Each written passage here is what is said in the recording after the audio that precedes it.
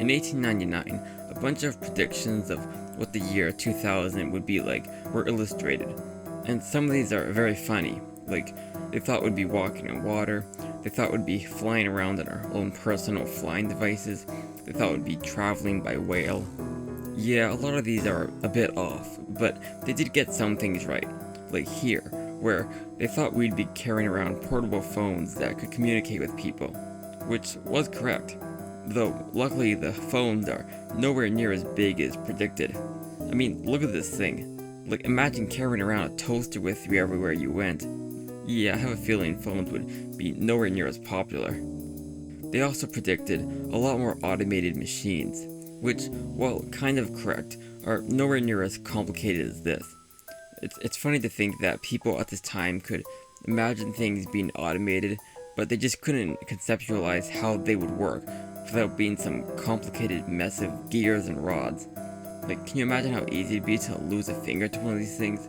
If these predictions were right, we would seriously have to start wearing metal gloves or something. But one thing people of this time seemed very interested in was spending our free time underwater. They thought we'd have underwater cruises, which, to be fair, does sound cool, but then they thought we'd be traveling by aquatic whale bus, which seems slightly trickier. Then they also thought we'd be hanging out on the surface of the water, which, like, how are these people even doing that? They're literally just standing there.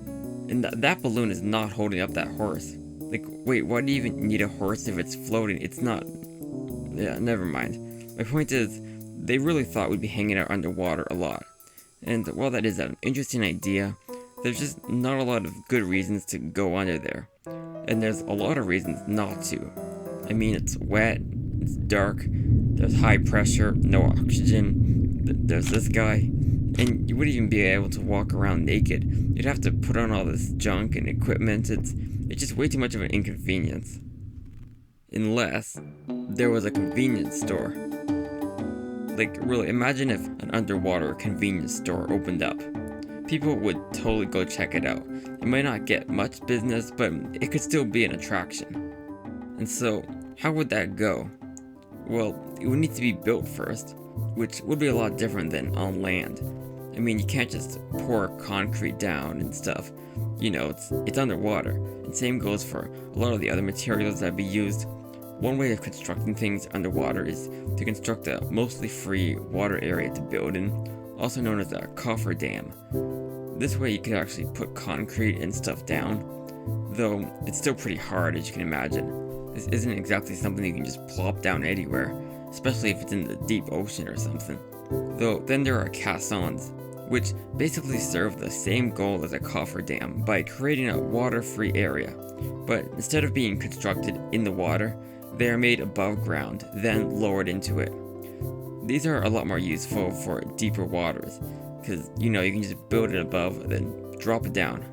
But I think the best way would definitely be to transport as much of the store from land as possible. Doing anything underwater is just 10 times harder. So let's assume the store is successfully built, and it's strong enough to withhold the water pressure, it's airtight and doesn't have any gaps for water to get in, and it's sturdy enough to survive any bites that are taken out of it. Like, sharks just like taking bites out of stuff. If a shark sees something that looks weird or out of place to it, it will just bite it. Or even if it doesn't look out of place, it might still just bite it. Like, there are fiber optic cables that run along the bottom of the ocean, which are used to transfer the internet between continents, and frequently they will just get destroyed by sharks biting them for no reason. It's a surprisingly big problem, and although it's hard to tell exactly how much of the damage to the cables is from sharks, it's very possible that some of the worst internet outages have been due to sharks biting them. This is why I don't trust sharks. Whether you're in the water or not, they always seem to find a way to get you. Anyways, assuming this store is strong enough to withstand being bitten, now there's the actual question of what would it sell? Because good luck selling lottery tickets, magazines, or any other thing that's papery or not completely sealed. Oh yeah, and it better not be too big, as trying to swim while carrying a large grocery bag is probably not going to be the easiest. Though, one thing that I'm sure would be very popular would be oxygen.